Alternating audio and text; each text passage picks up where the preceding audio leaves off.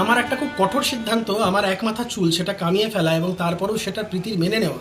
এটা আমি ওকে খুব কৃতিত্ব দিই, কারণ এটা যে কোনো মেয়ের পক্ষে এটা চট করে হজম করা সম্ভব নয় যে একজনের মাথায় এক মাথা চুল আছে, সে মাথার চুল টুল কামিয়ে বিগত 2-2.5 বছর ধরে, প্রায় এই ঘটনা যা হয়ে গেল প্রায় 2.5 বছরের ওপর হয়ে গেল, এবং আমি একভাবেই যা প্রতিজ্ঞা ছিল সেইভাবেই একইভাবে প্রতিজ্ঞাবদ্ধ আছে। এটা মেনে নেওয়া চট করে কোনো মেয়ের পক্ষে সম্ভব নয়। তো সেই জায়গায় ও দাঁড়িয়ে যেভাবে আমার পাশে থেকেছে এবং আমার সিদ্ধান্তের প্রতি দৃঢ়ভাবে সমর্থন জানিয়েছে, এটা আমার পরম পাওয়া।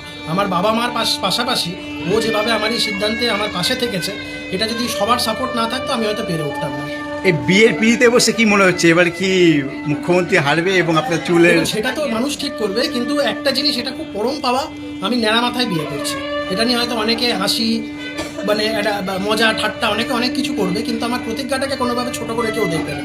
এবং আমার এই প্রতিজ্ঞাটার পাশে আমার পরিবার, আমার পরিজন, পাশাপাশি আমার জীবনসঙ্গী প্রীতি যেভাবে পাশে আছে, এটা সত্যি অভাবনীয়। আমি কৃতজ্ঞ তার কাছে।